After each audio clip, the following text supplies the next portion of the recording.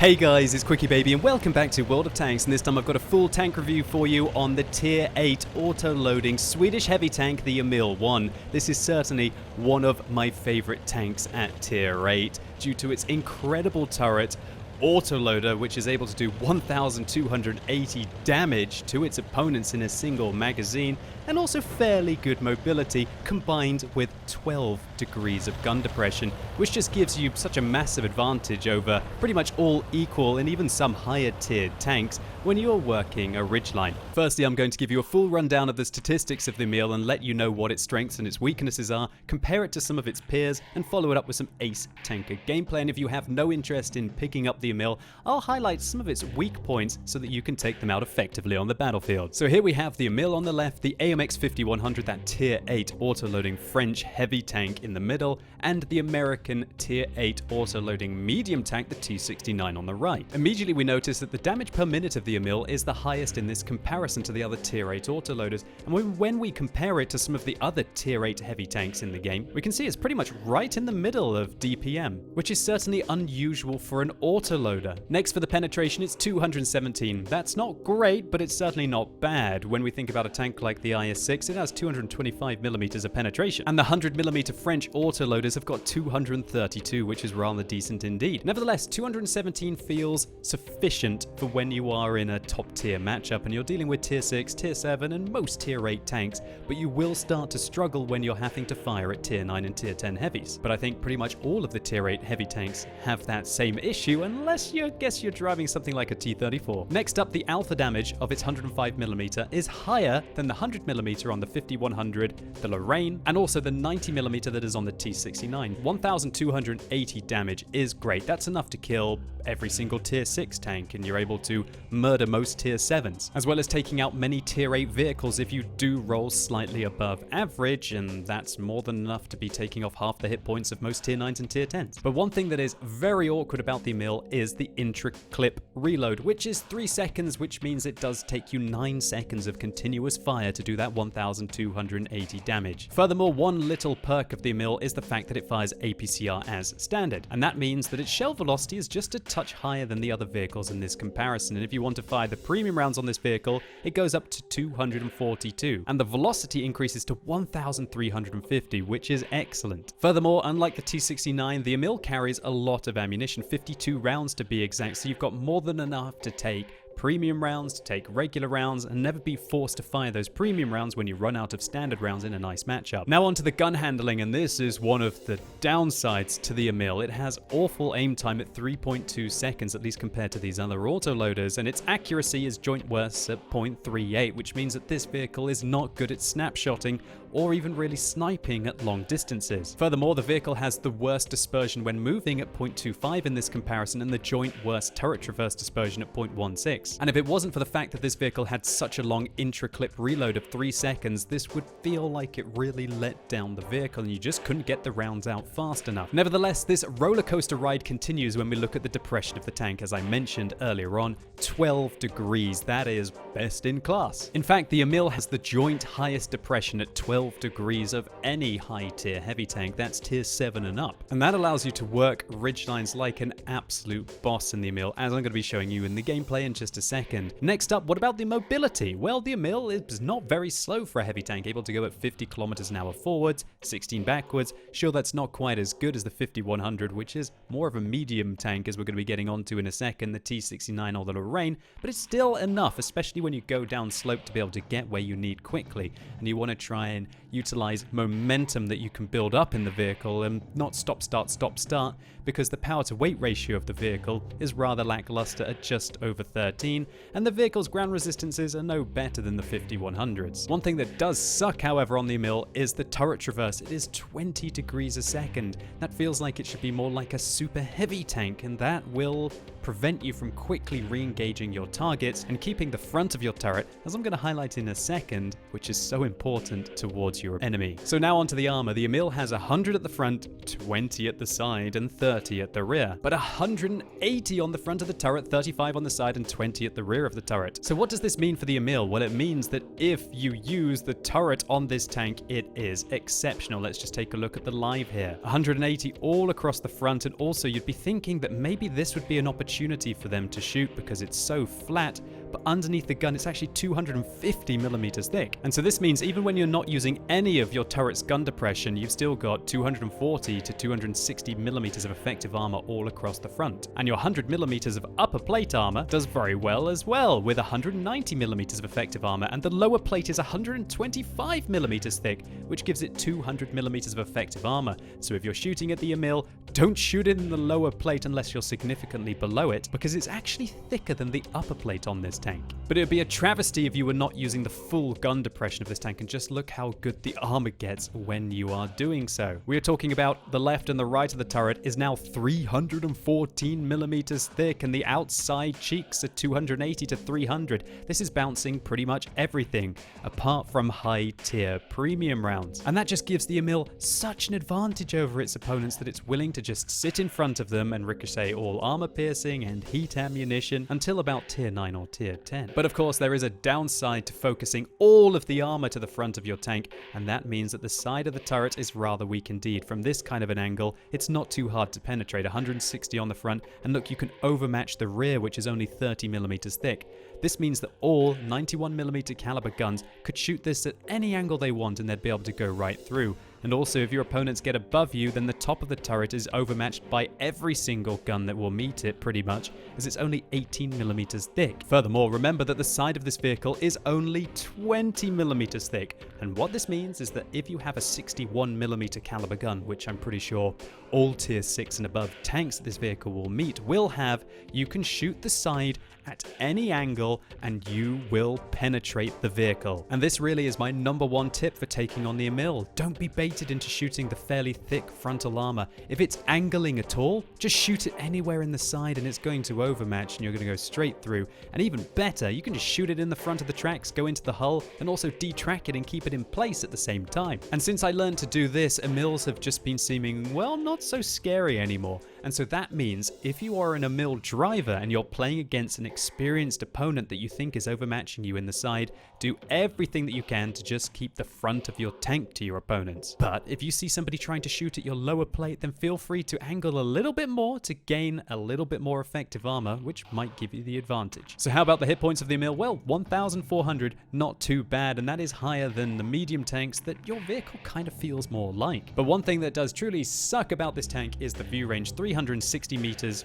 That would be okay on a tier 6 tank, but certainly not on a tier 8 vehicle, and so that means that you will really struggle to see your opponents at mid to long ranges unless you equip it in the correct way. So equipment wise, because the Emil is an autoloader and it cannot use a tank gun rammer, it's rather easy to fit everything that you would want. #1, take a vertical stabilizer, because that will reduce the dispersion of the vehicle on turret traverse by 20%. And remember, your aim time on this vehicle is rather lackluster and you want to do everything that you can to try and enhance that. Next, you want to take improved ventilation to increase your cruise skills by 5%, which will make everything about your tank, I think, about 2.5% better. And finally, you have a choice on the 3rd slot. Do you want to take an enhanced gun laying drive to be able to decrease your aim time a little bit more? Or would you rather take coated optics to be able to increase the view range of this vehicle to an acceptable level where you're going to be able to spot for yourself? Well, in the end, that's going to be completely up to you, but my personal preference was to take the coated optics, because I like to play the Emil more like a medium tank or a ridgeline warrior and be able to spot for myself or my allies. So crew skills wise on the Emil, I think this is quite a complicated tank to be able to choose your first crew skills for. I personally would recommend to take situational awareness on your commander, because the vehicle's camo rating as a heavy is just tragic anyway. There's no point of enhancing it, and I think if you're getting tracked in the Emil, you're kind of doing it wrong anyway, because you're meant to only expose your turret on ridge lines, and so a repair kit should hopefully suffice. On your gunner, I recommend taking snapshot on this tank, because that aim time is just so darn bad that you want to be doing everything that you can to be able to enhance it by reducing the turret traverse dispersion.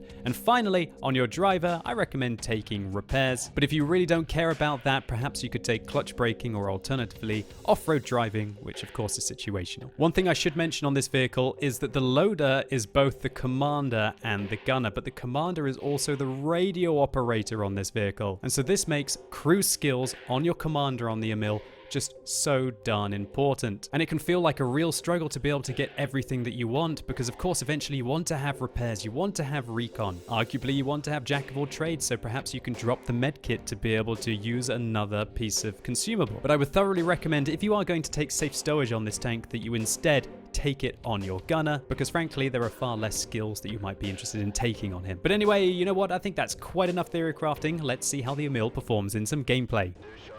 So here we go, we're assaulting on Erlenberg, and you know, when I'm playing a tank with 12 degrees of gun depression like the Emil, I just see this map as an opportunity. So many locations we could use. We could go up here, 12 degrees, aiming all along down this corridor. We could be making our way over towards this area here to be able to get shots out over there. We could go here, in here's lovely as well, to be able to get some shots out from there. We could even maybe start to use this ridgeline up here to provide crossfire on the tanks that like to go there. But I'm not going to be using any of those positions, and that's because I'm going to be trying to rush my way all the way down this line to try and end up in this little alcove here, which is just absolutely incredible when you do have the turret armor that this tank has, and as I mentioned, the depression. So the Emil, certainly not the fastest vehicle, but limited to 50. When you do get up some momentum, you should try and keep it. We're going along here at 34. Will the tank continue to accelerate? 35. Yeah, it doesn't really get up to speed along the flat very quickly, but this is where it's going to be absolutely lovely when we rush down. Now, I didn't want to waste my shell there on the T-44. I want to save all 4 of these 105mm rounds for once I get into the combat. And immediately we can see we get some spotting from, I guess, the UDES who's behind me there against the T-44. We decide to pile up on the ridge, and this is where things get rather good for this tank. Look at all these vehicles sitting in front of me. A KV-3, a T-29, we've got a Conway, got an IS-6, a Yak Panther, and I literally just don't give a damn when I'm playing this tank. When you've got that about 300mm of effective turret armor, I'm happy to sit out in front of a tier 9 tank destroyer like the Conway, which has the same gun that the Tortoise has. About 260mm of standard penetration there on the Conway, and I'm willing to just take it. It's just so refreshing to play a vehicle like this with this amount of gun depression, especially after you've played your way through all of the Swedish light tanks and then the Swedish medium tanks, and you finally start to appreciate what this line is all about, or at least what you're hopefully grinding towards, which of course is the tier 10 Swedish Kranvagn. So this IS-6 is sitting here taking a look down the ridgeline. He regrets it immensely. Track 1. Will he... Oh, I missed the second shot. I'm waiting for him to repair. There we go. Take him out. And you just, I love retracking vehicles with your autoloaders as well. And the Emil, maybe not quite so good for that, because of course it does have that 3-second intra-clip reload, which makes you feel like you're sometimes hanging around a little bit longer, waiting for them. Or alternatively, if they've got very fast reactions, they might be able to repair and get back around the corner faster than they could do. For example, if you're in a Lorraine, that tier 8 French premium autoloading medium tank, which I believe now has 2.5 seconds delay on its shells. Rather nice feature of that vehicle. Well, I could be wrong, it could still be 2.73. I'm not 100% certain. Too many things to remember in World of Tanks. They must be getting old, guys. Well, I tell you who isn't going to be getting old.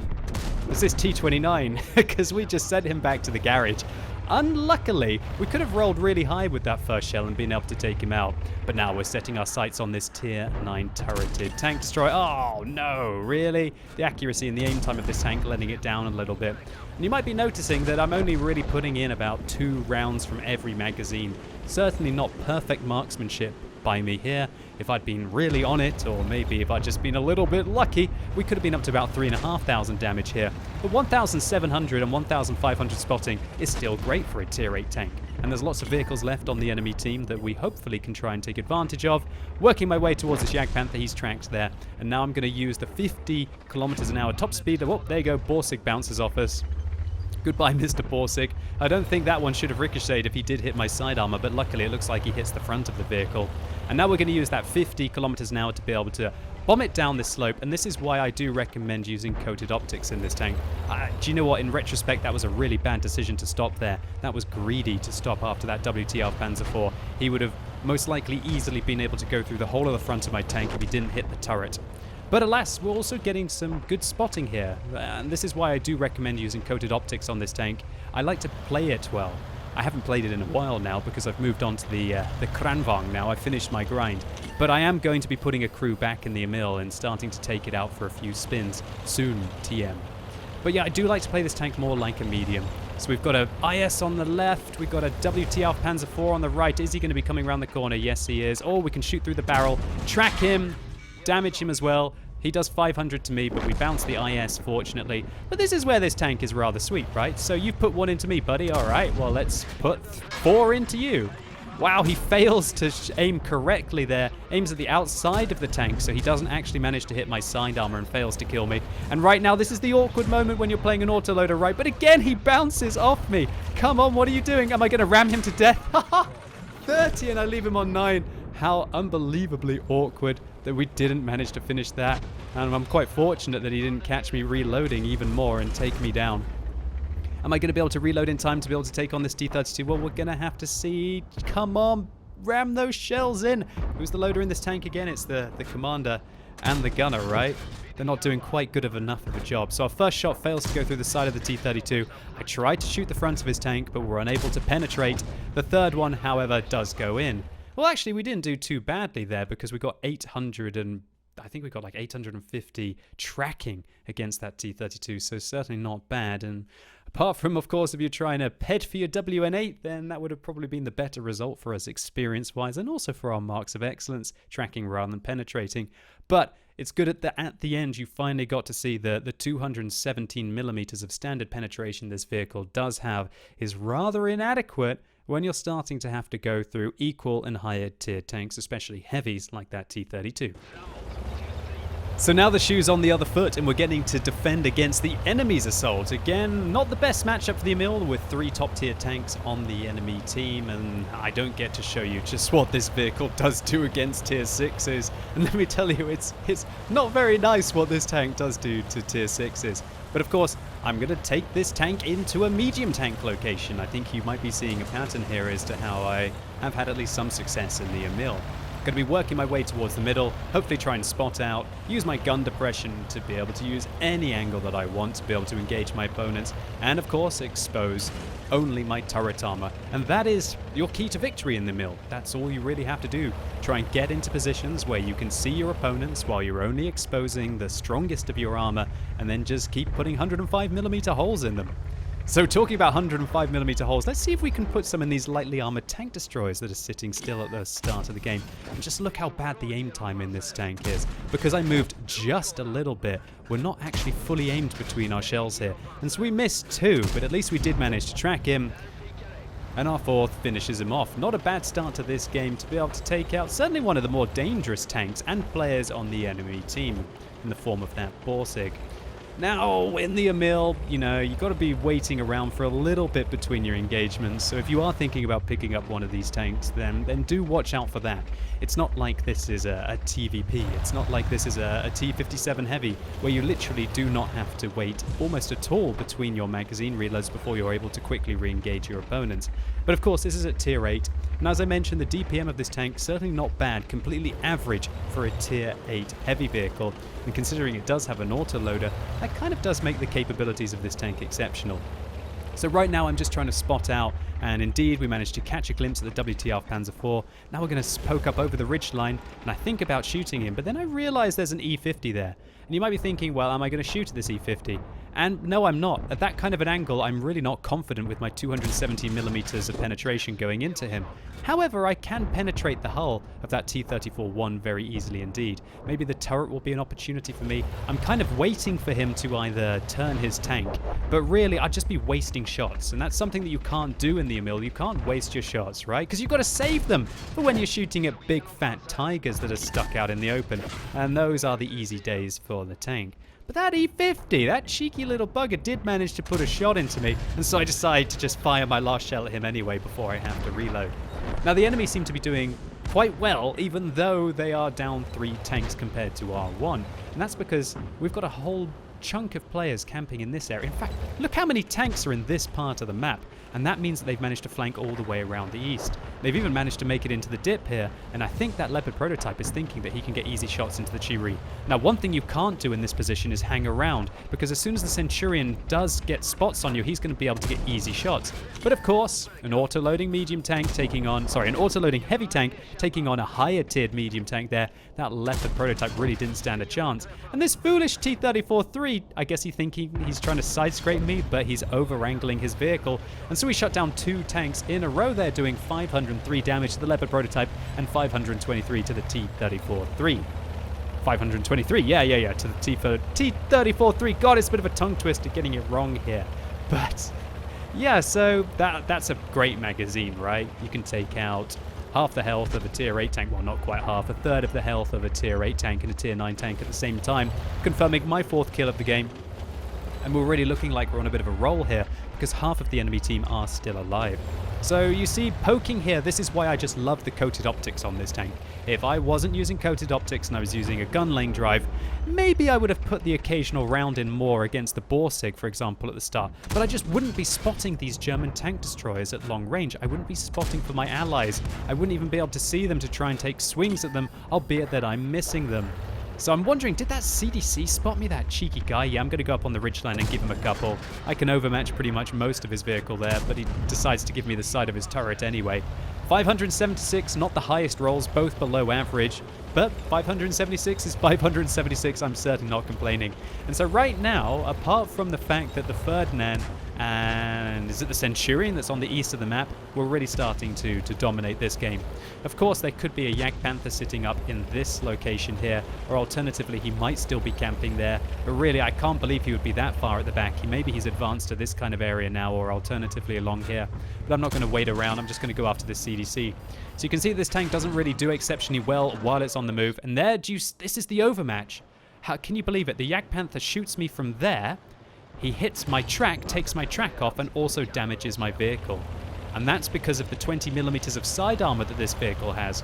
All other tanks would have bounced off, well, not all other tanks, but all other tanks that have, I guess, 35mm of armor would have been able to ricochet the 105mm that Yak Panther is using. But the Emil, with its 20mm, can't even ricochet 61mm caliber guns. And that's one of the worst things about it. And again, I spot that Yak Panther at long range. Not only do I manage to damage him myself, but I also managed to pick up a little bit extra spotting. And I think that really helped me with the grind on the Emil as well. That spotting damage on this tank did make it exceptional with regards to the amount of experience that I got. And it was one of the least painful grinds that I think I've ever had in World of Tanks. Sure, sometimes I wasn't as influential as the game as I was hoping I could be, because tier 8 tanks do have arguably rather underpowered DPM, especially when you do get into a tier 10 matchup. But you know, you've got to try and get everything that you can to be able to get through your games, and this is just the dream for any autoloader, right? Working that ridgeline with our 12 degrees. Thank God I didn't waste the shell there into the Centurion. The T-69 in fact hits him. I don't want to hit the gun of that WTF Panzer IV, and will we roll high to get our top gun? No! Oh, awkward at the end of the game. We leave the Emil on 35 hit points, rolling 13 below average, so we would have had to have rolled slightly high to be able to finish him off.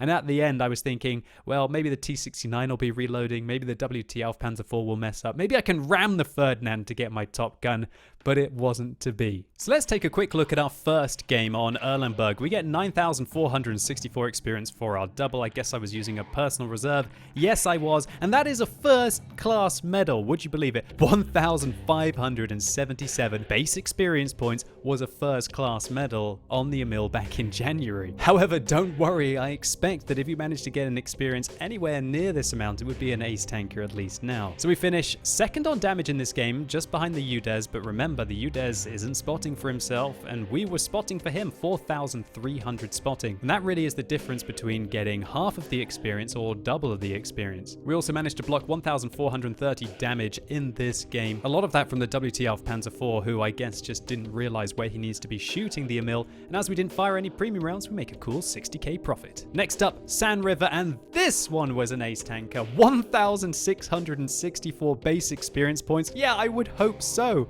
Just look at what you have to do to be getting an ace in the Emil, at least in the first month of its release. And this one was a high caliber, suggesting we did the most damage in the game, 4,860, great result. And I guess we also did some spotting as well, yeah, 2,000 spotting. But this time our opponents just didn't really bother to shoot at us, so we didn't have to showcase the fantastic armor from the first replay. And once again, I don't think I fired any premium rounds this game, so we make another 60,000 credits profit, not too bad. And it was games like these combined with the, at least in my opinion, strong statistics of the Emil that allowed me to get amongst the highest experience that I think I've ever managed to achieve, at least over a sizable number of games in World of Tanks. 1,362 average experience in this vehicle, 2,800 average damage at tier 8. This thing just felt like an absolute beast if you manage to get it hulled down on a ridge line, and when you've got so much gun depression, there are so many opportunities for you to be able to do so. And even in those games where you're maybe on Ensk and there are not very many, if any, of those positions to be using, you can still manage to get a magazine or two out against your opponents before they manage to take you down. And it's these reasons why I would fully recommend the Emil to a player who uses it intelligently and has